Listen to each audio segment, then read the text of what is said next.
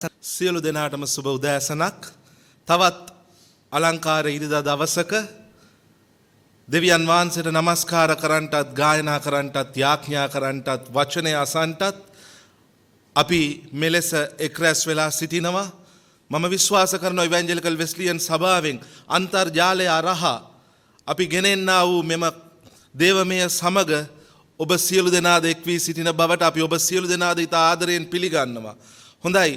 අපි දෙවියන් වහන්සේට මේ කාලය බාර කරමින් කැප කරමින් යාඥා කරලා අපි අද දවසේ දේවමයට ඇතුළත් වෙමු.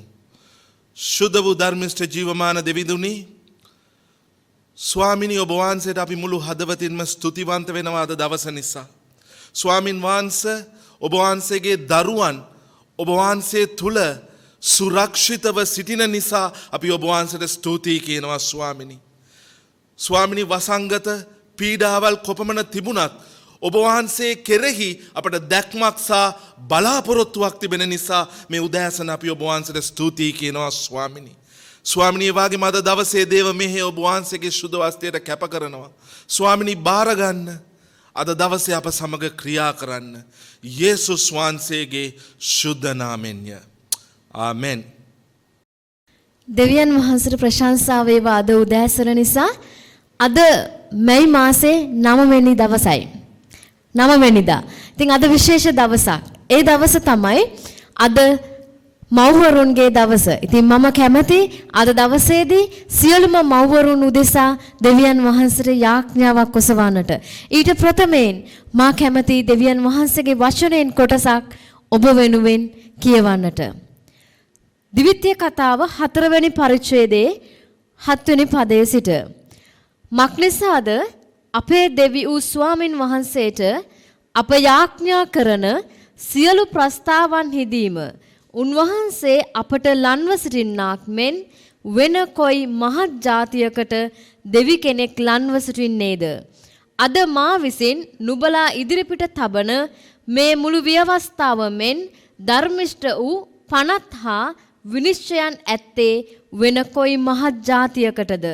නුඹේ ඇස්වලින් දුටු දේවල් නුඹට මතක නැති නොවන පිණිසත් නුඹේ ජීවිතයේ සියලු දවස්වල ඒවා නුඹේ සිතෙන් පහ නොවන පිණිසත් බලාගෙන නුඹේ ආත්මය ප්‍රවේශමෙන් ආරක්ෂා කරගන්න. ඒවා නුඹේ පුත්‍රයන්ටද නුඹේ පුත්‍රයන්ගේ පුත්‍රයන්ටද දන්වන්න. මම කැමති අපේ සභාවේ සියලුම මව්වරුන් උදෙසා දෙවියන් වහන්සේට විශේෂ යාඥාවක් කරන්නට. ප්‍රේමවන්ත දෙවි ස්වාමිනී අපි ඔබ වහන්සේට ස්තුතිවන්ත වෙනවා අද දවස නිසා. ස්වාමිනී ඔබ වහන්සේ දී තිබෙන්නා වූ අපේ සියලු මව්වරුන් ගැන අපි ඔබ වහන්සේට ගෞරවය දෙනවා ස්වාමිනී. පියාණන් වහන්සේ ඔබ වහන්සේ තුල ඔවුන් මෙතරම් දුරක් ගෙනාව නිසා ඔබ වහන්සේට බොහෝසේ ස්තුතියි. ස්වාමිනී මම යාඥා කරනවා අද දවසේ ඔබ වහන්සේ සියලුම මව්වරුන්ට ඔබ වහන්සේගේ ආශිර්වාදය ඔබ වහන්සේගේ මඟ පෙන්වීම ඔබ වහන්සේ ගෙන දුන මැනව ස්වාමිනී සියලු ආරක්ෂාව ඔවුන් කෙරෙහි තැබුව මැනව ස්වාමින් වහන්සේ ඔවුන් ඔබ වහන්සේ ගැන ඉගෙන ගන්න අතර ඔබ වහන්සේගේ වචනයෙන් ඔබ වහන්සේ ඔවුන්ට එළිදරව්ව මැනව ස්වාමිනී ඔබ වහන්සේගේ වචනය ඔවුන්ගේ දරුවන්ට උගන්වන පිණිස ඔබ වහන්සේ ඔවුන්ට ප්‍රඥාව දුන මැනව ස්වාමින් වහන්සේ නිවාසවල තිබෙනා වූ වැඩ කටයුතු බලා ගන්න පිණිස ඔබ වහන්සේ පුදුම උපකාරයක් පුදුම ශක්තියක් ඔබ වහන්සේ ඔවුන්ට ගෙන දුන මැනව ස්වාමිනී යාඥා කරන මව්වරු වෙන්නට ඔබ වහන්සේ මේ අයට උපකාර කරන්න ඔවුන්ගේ සියලු අමාරුකම් සියලු වේදනා අපි මේ උදෑසන ඔබ වහන්සේගේ පාද පාමුල තබනවා ඔබ වහන්සේ ඔවුන් සමග සිටීමෙන් ඔබ වහන්සේගේ ශක්තිය ඔබ වහන්සේගේ ධෛර්යය ඔවුන් වෙත තැබුව මැනව කියා මා යේසුස් ක්‍රිස්තුස් වහන්සේගේ ශුද්ධ නාමයෙන් ඉල්ලනවා. ආමෙන්. හලෙලූයා. අපි දෙවියන් වහන්සේට ප්‍රශංසා කරන ඉතාමත් අලංකාර දවසක් උන්වහන්සේ අපිට දී තිබෙනවා. උන්වහන්සේට ප්‍රශංසා කරන පිණිස උන්වහන්සේට නමස්කාර කරන පිණිස ඉතාමත් ආදරෙන් නැවතත් ඔබව දෙවියන් වහන්සේගේ නාමයෙන් පිළිගනු ලබනවා. අදන් අපි එකතු වෙලා අපි හැම දිනෙකම දෙවියන් වහන්සේගේ නාමයට ගෞරවය කරමු. උන්වහන්සේගේ නාමය පසසමු. අපි දන්නවා ස්වාමින්ගේ නාමය බලවන්ත පවුරක්. ආමෙන්. අපි දිවගොස් සැඟවෙන ස්ථානයේ උන්වහන්සේගේ නාමය ඒ නාමයේ යටතේ අපිට සුරක්ෂිතභාවය තිබෙනවා. ඒ නාමයේ යටතේ අපිට උන්වහන්සේගේ ශක්තිය සරණ ලැබෙන්න යනවා. ඒ නිසා අපි උන්වහන්සේට ප්‍රශංසා කරමු. අද අපි එකතු වෙලා අපි නිවාසවල සිටියත් අපි අපේ දෙවි සමිදානන්ට අපි ගෞරවය කරමු ප්‍රශංසා කරමු අපි ගායනා කරමු පස්සසම් දෙවිඳු නම පස්සසම් දෙවිඳු නම ආමේන්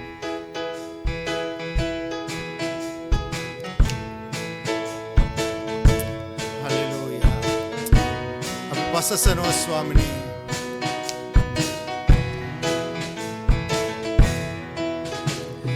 පස්සසම් දෙවිඳු නම පස්සසම් දෙවිඳු නම පස්සසම් දෙවිඳු නම උසස්තැනි පස්සසම් දෙවිඳු නම පස්සසම් දෙවිඳු නම පස්සසම් දෙවිඳු නම උසස්තැනි ස්වාමින්ගේ නාමය ස්වාමින්ගේ නාමය බලවත් පෞරකි අප දිව ගෝසින් සංගවෙන ස්ථානෙකි ස්වාමින්ගේ නාමය බලවත් පෞරකි අප දිව ගෝසින් සංගවෙන ස්ථානෙකි ශුද්ධයි දෙවිඳු නම ශුද්ධයි දෙවිඳු නම ශුද්ධයි දෙවිඳු නම ශුද්ධයි දෙවිඳු නම උසස්තැනි ශුද්ධයි දෙවිඳු නම ශුද්ධයි දෙවිඳු නම ශුද්ධයි දෙවිඳු නම මියදීමටවත් මියදීමටවත් ජීවිතයටවත් වෙන් කරන්න බෑ මේ පෙමින් දූතයන්ටවත් රූප බලයටවත් වෙන් කරන්න බෑ දේව අපි ගායනා කරමු අතිශයෙන් ජය අතිශයෙන් ජය අතිශයෙන් ජය අතිශයෙන් ජය ගන්නේමි ප්‍රේමය නිසා ප්‍රේමය නිසා ප්‍රේමය නිසා ජේසුස් කිසි දෙයකටවත් කිසි දෙයකටවත් කිසි කෙනෙකුටවත් වෙන් කරන්න බෑ ස්වාමිනේ මේ පෙමින් උස්තනකට ගැඹුරට වෙන් කරන්න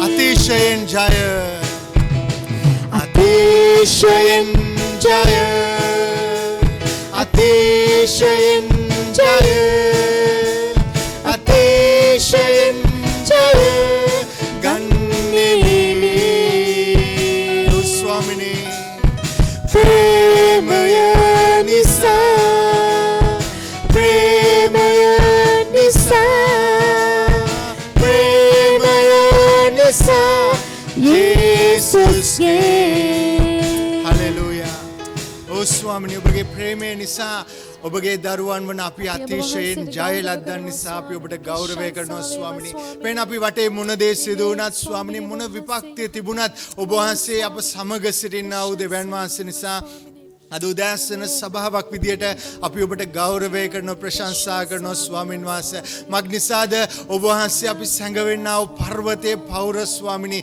අපිට විපක්තියක් ලං නොවන පිණිස ඔබගේ දූතයන් අපි වටේ දමා තිබෙන නිසා අපි ස්තුතිවන්ත වෙනවා ස්වාමිනේ. ස්වාමිනේ අද දවසේ ඔබගේ සභාව ඔබ ධෛර්යමත් කළ මැනව අද සභාවේ කෙනෙක් බයෙන් සිටිනවද ඔබගේ ශක්තිය කෙනාට ගෙන දෙන්න කියලා අපි යාක්ෂා කරනවා. අද සභාවේ කෙනෙක් යම්කිසි ප්‍රශ්නයක් තුලින් එනවද ඔබගේ මිදීම ඔබගේ ජය ඔබ වහන්සේගේ දරුවන්ට ගෙන දෙන්න කියලා අපි යාක්ෂා කරනවා. අපි ස්තුතිවන්ත වෙනවා.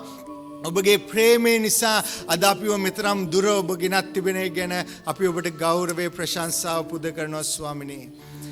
හලෙලුයා. අපි දෙවියන් වහන්සේගේ වචනයෙන් කොටසකට අපි සවන් දෙමු. ගීතාවලිය 46 වෙනි පරිච්ඡේදයේ පළවෙනි පද තුන මෙලෙස සඳහන් වෙනවා.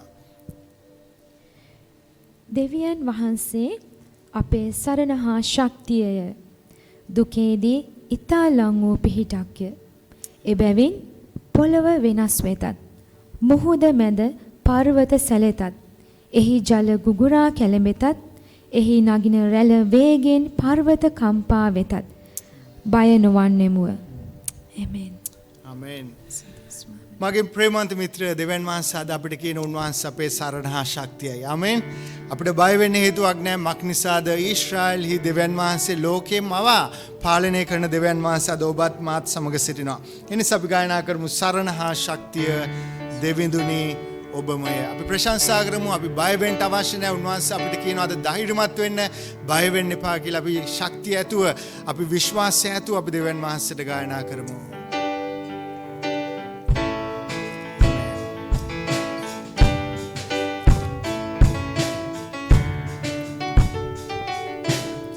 සරණ හා ශක්තිය දෙවිඳුනි ඔබමය. විපතේදී මා ඉසිලුවේ රජිඳුනි ඔබමය.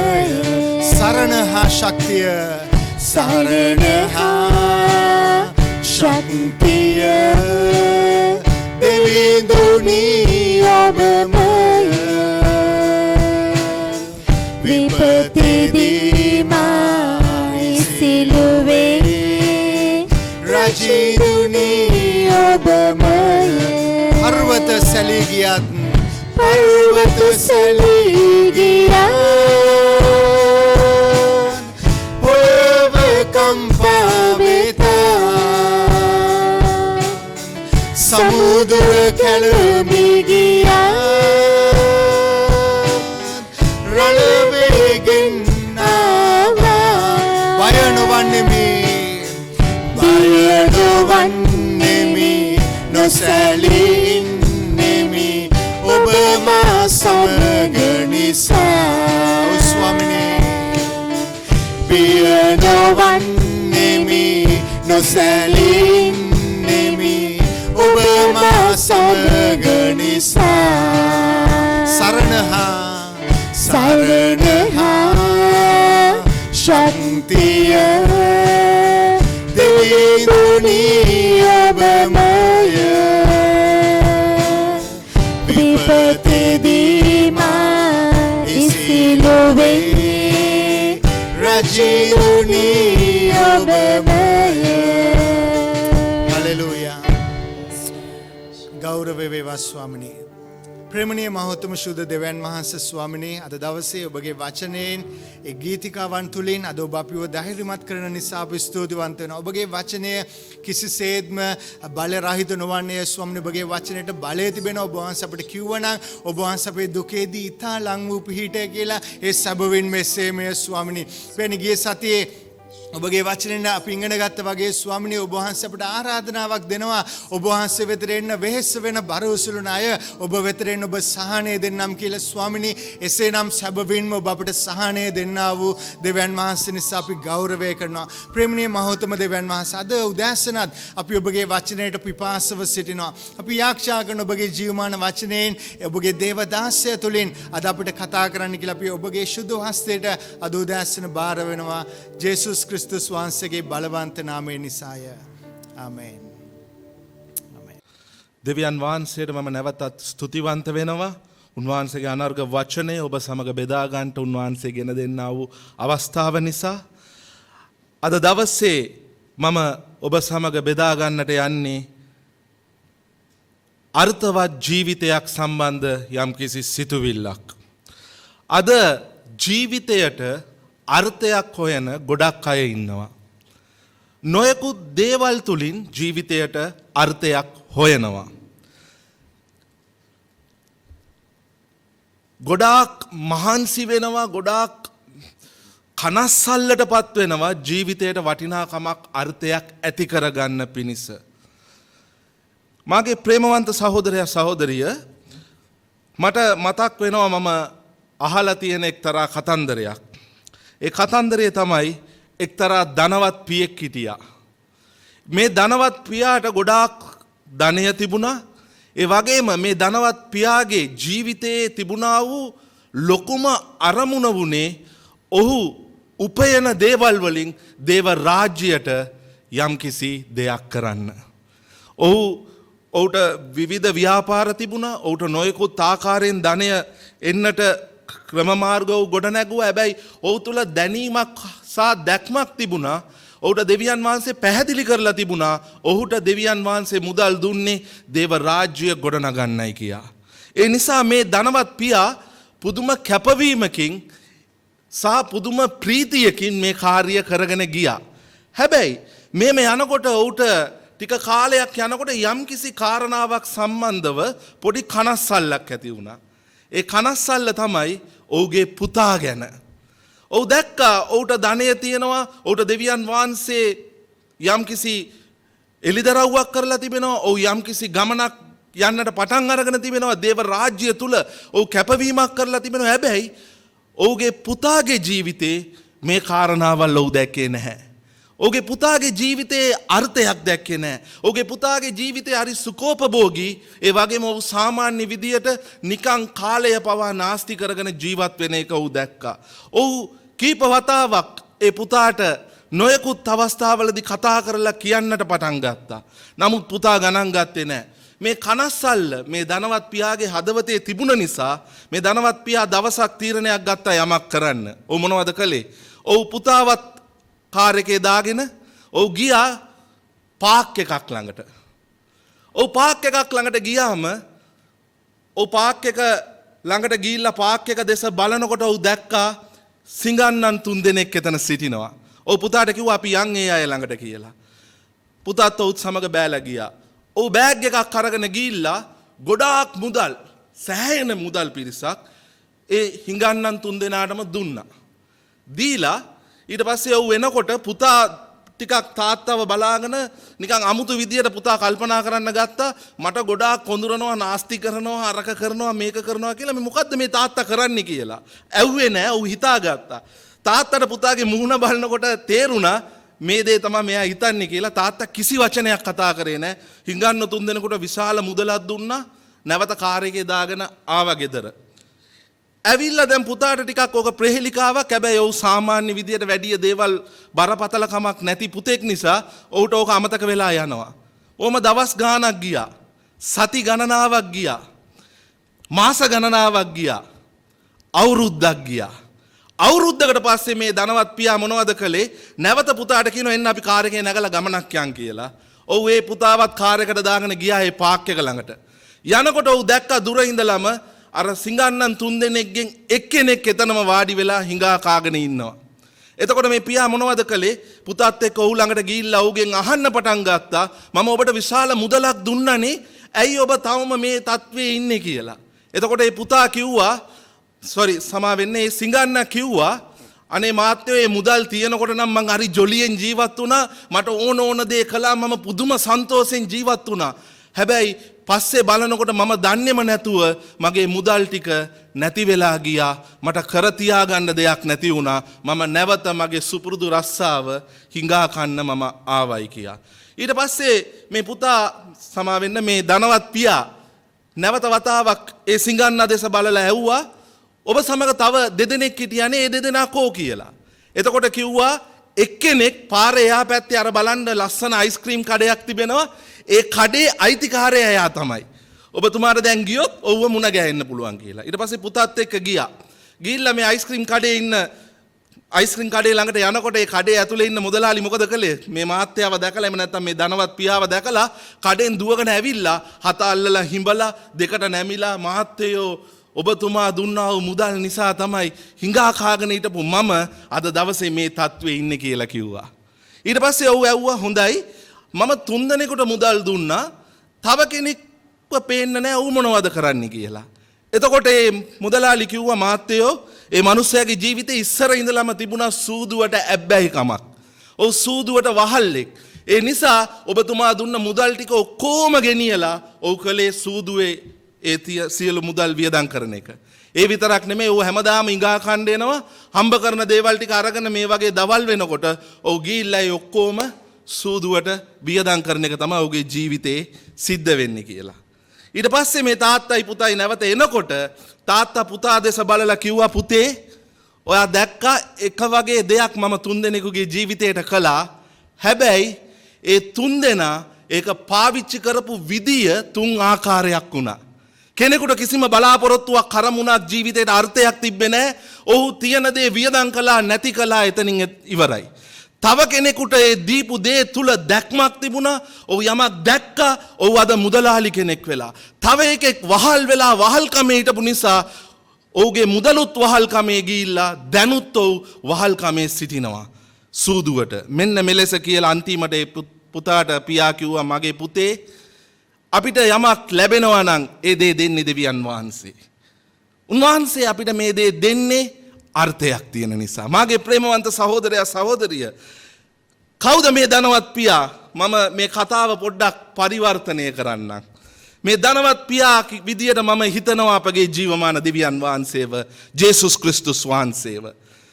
උන්වහන්සේගේ ජීවිතයේ තිබෙන එකම සැලැස්ම විනාශ වෙන මිනිසයන්ට උන්වහන්සේගේ මාර්ගය කියා දීමත් නැති වූවන් සොයා යාමත් කණ්ඩ නැති අයට කණ්ඩ දෙන එකත් බොණ්ඩ නැති අයට බොණ්ඩ දෙන එකත් ඇඳුම් නැති අයට ඇඳුම් දෙන එකත් රැකවරණය නැති අයට රැකවරණය දෙන එකත් මේක තමයි දෙවියන් වහන්සේගේ සැලැස්ම. මේ කාර්ය තුල උන්වහන්සේගේ ඒ සදාකාලික ජීවනයට මේ හැම තරාතිරෙම ඉන්නා වූ මිනිසුන්ම ගෙන එන එකයි දෙවියන් වහන්සේගේ කාර්යය.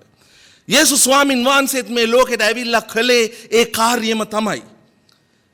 හැබැයි යේසුස් වහන්සේ සුදව මතෙව්ගේ පොතේ 25 වෙනි පරිච්ඡේදයට අපි යනකොට 25 වෙනි පරිච්ඡේදයේ පළවෙනි පදේ ඉඳලා අන්තිම පදේ වෙනකන් යනකොට කතන්දර තුනක් කියනවා. මේ කතන්දර තුන තුලින් පළවෙනි පදේ ඉඳලා විශේෂයෙන් 13 වෙනි පදේ වෙනකන් යනකොට අපි දකිනවා යේසුස් වහන්සේ එක්තරා කතාවක් කියලා එතනදී අදාළ කරනවා ඒ දේ ඊශ්‍රායෙලිතයන්ගේ විශ්වාසවන්තකම ගැන. එහෙනම් කවුද මේ පුතා? පුතා තමයි ඊශ්‍රායෙලිතයන් කියලා මම හිතනවා. අද ඔබයි මායි කියලා හිතනවා.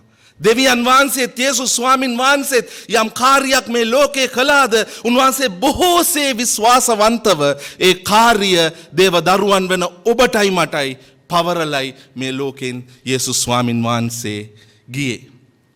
හැබැයි මාගේ ප්‍රේමවන්ත සහෝදරයා සහෝදරිය ඊශ්‍රායෙලන්ගේ විශ්වාසවන්තකම මොන වගේද කියන එක පළවෙනි පදේ ඉඳලා 13 වෙනි පදේ වෙනකම් බලනකොට අපි දකිනවා. මම අද දවසේ කතා කරන්නට යන්නේ ඒක ගැන නෙමෙයි. මම අද දවසේ කතා කරන්නට යන්නේ අර්ථවත් ජීවිතයක් කියන්නේ මොකක්ද කියන එක සම්බන්ධවයි. එහෙනම් 14 වෙනි පදේ සිට 30 වෙනි පදේ වෙනකම් යනකොට අපි දකිනවා ටැලන්ත උපමාවක්. මේ ටැලන්ත උපමාව කියන්නේ පළවෙනි කොටසේ ඊශ්‍රායෙලිතයන්ගේ විශ්වාසවන්තකම ගැන යේසුස් වහන්සේ යමක් කතා කරනවා වගේම මේ ටැලන්ත උපමාවෙන් විශේෂයෙන්ම යේසුස් ස්වාමින් වහන්සේට අවශ්‍ය වෙන්නේ කියලා දෙන්න ඊශ්‍රායෙලිතයන්ගේම නැත්නම් දෙවියන් වහන්සේගේ දරුවන්ගේ සේවකයන්ගේ අවංකභාවය දැක්ම ජීවිතයේ අර්ථය මොන වගේද වෙන්න ඕනේ කියන එකයි. ඉතින් මාගේ සහෝදරයා සහෝදරිය දෙවියන් වහන්සේ අපි විශේෂයෙන් මේ 25 වෙනි පරිච්ඡේදයට ගියා නම් 15 වෙනි පදයේදී කියනවා මේ ටැලන්ත තුන්දෙනෙකුට දුන්නා. හැබැයි ඒ රජතුමා එහෙම නැත්නම් ඒ අයිතිකාරයා ඒ ටැලන්ත දුන්නේ තම තමන්ගේ පුළුවන්කමේ හැටියට කියලා. එහෙනම් මාගේ සහෝදරයා සහෝදරිය ඔබයි මායි අපි හැමෝටම යමක් කරන්න පුළුවන්. ඒක මුදල් වලින් වෙන්න පුළුවන්. ඒක කාලයෙන් වෙන්න පුළුවන්. ඒක වෙනත් විදියක අපගේ හැකියාවකින් වෙන්න පුළුවන්. මක් නිසාද ටැලන්ත කිව්වා නම් අපිට සමහර විට හිතනවා හැකියාව කියලා. හැබැයි යේසුස් වහන්සේ මෙතන ටැලන්ත කියන වචනය සමාන කරනවා මුදල් වලට.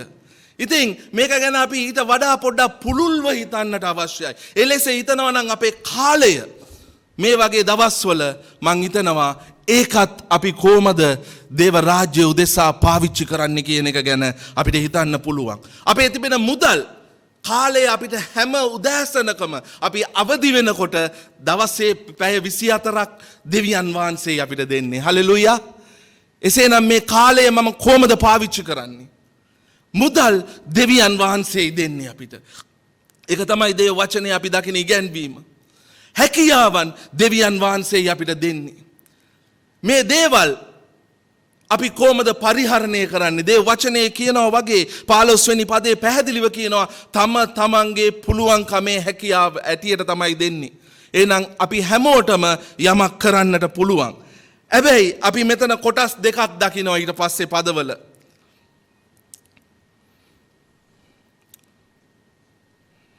විශේෂයෙන් 19 වෙනි පදේ ඉඳලා 30 වෙනි පදේ වෙනකන් ඒක කොටසක් ගත්තා නම් අපි දකිනවා එතනදී ඔවුන්ට ලැබුණා වූ මුදල් ඔවුන් පාවිච්චි කරපු දේ තුලින් ඔවුන්ට ලැබුණා වූ ත්‍යාගය. මාගේ ප්‍රේමවන්ත සහෝදරයා සහෝදරිය අර ධනවත් පියා වගේ යේසුස් ස්වාමින් වහන්සේටත් අවශ්‍ය වෙනවා දෙවියන් වහන්සේගේ ආදරය දැක්ම වගේම තමන්ගේ අනන්‍යතාවය තමන්ගේ කාර්ය මොකක්ද කියන එකත් පැහැදිලි කරන එක. ඒ නිසා මෙතන අපි දකිනවා විශේෂයෙන්ම 19 වෙනි පදයේ සිට 23 වෙනි පදේ වෙනකන් යනකොට ඒ අය ඒ තිබුණා වූ ටැලන්ට් පාවිච්චි කිරීම කරනකොටගෙන ලබාගත්තා වූ ත්‍යාගය ගැන විශේෂයෙන් සඳහන් වෙනවා. ඒ වගේම දෙවැනි කොටස විදියට අපි යනකොට අපි දකිනවා 24 වෙනි පදයේ සිට 30 වෙනි පදයට යනකොට එතනදී තමන්ට දෙවියන් වහන්සේ පුළුවන්කමේ හැටියට දීලා තිබෙන ටැලන්ටය පාවිච්චි නොකරන මිනිසයාගේ ජීවිතේ ගුණාංගයම නැත්තම් කාරණා තුනක් ගැනත් මෙතන සඳහන් වෙනවා. දෙවියන් වහන්සේ අපිට යමක් දීලා තිබෙනවද? අපි ඒක අපිට පාවිච්චි කරන එකේ වරදක් නැහැ. මුදල් අපිට පාවිච්චි කරන එකේ වරදක් නැහැ. ඒකේ කිසිම වරදක් නැහැ. හැබැයි වරද තියෙන්නේ ඒක බදා ගන්න එකෙන්. කාලය නිකරුණේ අතහරින එකෙන්. අපි හැමෝටම අමතක වෙනවා අපිත් ඊශ්‍රායෙලිතයන් කියලා පොරොන්දුවේ සෙනග අපිට යමක් තිබෙනවා කරන්න කියන එක අපිට අමතක වෙනවා. ඉතින් එලෙස වෙන අයගේ ජීවිතයේ කාරණා තුනක් ගැන විශේෂයෙන් 24 වෙනි පදේ ඉඳලා 30 වෙනි පදේ වෙනකන් යනකොට අපි දකිනවා පළවෙනි දේ තමයි එවැනි පුද්ගලයන්ගේ ජීවිතේ විවේචනයයි තියෙන්නේ. ඔබ ඒම නිසා ඔබ මේම නිසා ඒ නිසා මේ නිසා අරක නිසා මේක නිසා මම කරන්නේ නැහැ. ඒක තමයි එතනත් වෙන්නේ. එතනත් ඒකයි වෙන්නේ. දෙවැනි කාරණා විදියට මම දකින දෙයක් තමයි විශේෂයෙන්ම බය මෙවැනි අයගේ ජීවිතේ තිබෙනවා. ඔබ ඒම නිසා ඔබ මේම නිසා මම බය වුණා. අනන්‍යතාවයේ සම්බන්ධවත් ප්‍රශ්නයක්. මම බය වුණා. ඒ වගේම තුන්වෙනි කාරණාව විදියට මම දකිනවා විවේචනය බයත් එක්ක සදාකාලික විනාශය. මගේ ප්‍රේමවන්ත සහෝදරයා සහෝදරිය මම අරිම සරල දෙයක් අද දවසේ ඔබ මැදියේ තබන්නට කැමති වෙන්නේ. අර ධනවත් පියා වගේ යේසුස් ස්වාමින් වහන්සේටත් දෙවියන් වහන්සේටත් ඊටමත් උමනාවක් තිබෙනවා ඔබවයි මාවයි උන්වහන්සේගේ රාජ්‍ය තුල ඉදිරියට ගෙනියන්න. හලෙලූයා. උන්වහන්සේ අපිට සපයන දෙවියන් වහන්සේ. උන්වහන්සේ අපිට හැකියාව දෙන දෙවියන් වහන්සේ. උන්වහන්සේ සෑම දවසක්ම අපට අලුත්ව දෙන දෙවියන් වහන්සේ. හැබැයි මම පළවෙනි කොටසේද ඉන්නේ දෙවෙනි කොටසේද ඉන්නේ කියන එක ගැන අද දවසේ පොඩ්ඩක් අපේ හදවත් වලට තට්ටු කරලා අපි සෝදිසි කරලා බලමු. පළවෙනි කොටසේ මම ඉන්නවා නම් මම දකින දෙයක් තමයි අපේ ජීවිතය මේ ලෝකෙත් යහපත් සමාදානයෙන් සහ විශේෂයෙන්ම අර්ථයක් ගෙන දෙන්නා වූ ජීවිතයක් බවට පරිවර්තනය වෙන්නට යනවා. අපිට අරමුණක් තිබෙනවා, අපිට දැක්මක් තිබෙනවා, අපිට දේව රාජ්‍යය තුල වැඩක් තිබෙනවා. හැබැයි මාගේ සහෝදරයා සහෝදරිය මම කිව්වා වූ දෙවනි කොටසේ නම් මම ඉන්නේ අන්න එවැනි අය තමයි එදත් අදත් හැමදාම මේ බයිබලයේම කියනවා වගේ හැමදාම විවේචනය කරගෙන ජීවත් වෙනවා, හැමදාම බයෙන් ජීවත් වෙනවා, හැමදාම ටික ටික විනාශ වෙලා සදාකාල විනාශයට වැටෙන්නට යනවා. මාවයි ඔබවයි කැඳෙව්වා වූ මාබයි ඔබවයි දකින්නා වූ දෙවියන් වහන්සේ ඔබටයි මටයි බොහෝසේ ප්‍රේම කරන දෙවි කෙනෙක්. උන්වහන්සේ මේ ලෝකය පටන් ගත්ත දවසේ ඉඳලා කිසිම දවසක කිසිම මොහොතක උන්වහන්සේ හිතන්නේ නැහැ ඔබව නැති කරලා දාන්න ඕනේ කියලා. උන්වහන්සේ සෑම දවසකම සෑම මොහොතකම සෑම විනාඩියකම උන්වහන්සේ හිතන්නේ ඔබව උන්වහන්සේ වෙතට තුරුල් කරගන්නයි. මාව උන්වහන්සේ වෙතට තුරුල් කරගන්නයි. අපේ ජීවිතයට අපිට සැබෑ අර්ථයක් තිබෙනවා නම් අපිට පුළුවන් සෑල්ලුවෙන් සමාදානයෙන් දැක්මක් ඇතුව ජීවත් වෙන්න. මම විශ්වාස කරනවා අර ධනවත් පියාගේ පාඩම කරනකොටගෙන ඒ පුතා ඒ පියාගේ කාර්ය අන්තිමට ඉවර කරන්නට ඇති කියලා. හලෙලූයා. ඒ වගේම මම අභියෝගයක් ගෙන දෙන්නට කැමතියි ඔබටයි මටයි. අපිට මොනවද තියෙන්නේ? ඒ තියෙන දේ හැම එකක්ම දෙවියන් වහන්සේ ඉල්ලන්නේ නැහැ. හැම දෙයක්ම උන්වහන්සේට අයිති වුණත් ඉල්ලලා නැහැ. හැබැයි අපේ තියෙන දෙයින් අපි දේව රාජ්‍ය උදෙසා ඒ දැක්ම ඇතුව ඒ අර්ථවත් ජීවිතයක් ඇතුව අපි කොහොමද ඉදිරියට යන්නේ කියන එක සම්බන්ධව අද දවසේ අපි කල්පනා කරමු. මක් නිසාද මම පුද්ගලිකව දන්න සමහර දේවදාසයන් සිටිනවා, සමහර ව්‍යාපාර කරන අය ඉන්නවා. මේ අයගේ ජීවිතවල මම දකින දෙයක් තිබෙනවා. සමහර ව්‍යාපාරික කරන අය, දෙවියන් වහන්සේගේ දරුවන්, මේ අය හරිම සෑල්ලුවෙන්, හරිම සමාදානෙන්, හරිම ප්‍රීතියෙන් මේ දවස්වල ජීවත් වෙනවා. ඇයි ඊයේ පෙරේදා අපි අලංකාර පෝය දවසේ දේවමේයක් කළා. අපි අතරට ආවා දේවදාසෙක්. ඔව් මෙතනින් පිට වෙන්න යනකොට මාත් එක්ක ටික වෙලාවක් කතා කරගෙන හිටියා. එතකොට ඔව් මට කියා සිටියා උදයක් තමයි මම ව්‍යාපාරයක් ගොඩනගනවා. ඔව් හොඳ රස්සාවක් දැනට කරන අතර මං ඇහුවා ඇයි ඔයා මේ ව්‍යාපාරය කරන්නේ? ඇයි මොකටද මේ ව්‍යාපාරය ගොඩනගන්නේ? ඔව් කිව්වා මගේ ජීවිතේ එක අර්ථයයි තියෙන්නේ. මගේ ජීවිතේ එක දැක්මයි තියෙන්නේ. ඒ දෙවියන් වහන්සේ වෙනුවෙන් වැඩ කරන්න. හලෙලූයා. මට හොඳ පඩියක් තියෙනවා, මම හොඳ රස්සාවක් කරනවා. හැබැයි මේක නෙමෙයි මගේ ජීවිතයට සමාදානය ගෙන දෙන්නේ. මගේ ජීවිතේ ඇත්තටම සමාදානය ගෙන දෙන්නේ උන්වහන්සේට සේවය කරන එකෙන්. ඒ නිසා අර ව්‍යාපාරය මම ගොඩනගනවා. ඊට පස්සේ මම පූර්ණ කාලීනව උන්වහන්සේට දැන් ටික වෙලාවක් මම දෙන එක සම්පූර්ණයෙන්ම උන්වහන්සේට වෙලාව දෙන්නට යනවා. මාගේ ප්‍රේමවන්ත සහෝදරයා සහෝදරිය, අපි හැමෝම දෙවියන් වහන්සේ මේ වගේ පූර්ණ කාලීනව කැඳවලා නැහැ. හැබැයි අපිට යම් හැකියාවක් තිබෙනවා නම්, අපිට යම් මුදලක් තිබෙනවා නම්, අපට යම් කාලයක් තිබෙනවා නම් හිතන්න කොහොමද දෙවියන් වහන්සේ වෙනුවෙන් මේ කාලය, මේ මුදල, මේ හැකියාව ආශිර්වාදමත් අර්ථවත් ජීවිතයක් බවට පරිවර්තනය කරන්න කියලා. ඔබ සියලු දෙනාටම ජේසු පීඨයි. අපි තවදුරට විනාඩියක් අරගෙන මෙනෙහි කරලා යාඥා කරලා මේ කාලය අවසන් කරමු. ප්‍රේමණීය දෙවියන් වහන්සේ, ඔබ වහන්සේට ස්තුති කරනවා, ප්‍රශංසා කරනවා අපට මේ ලෙස එකතු වෙන්නත්,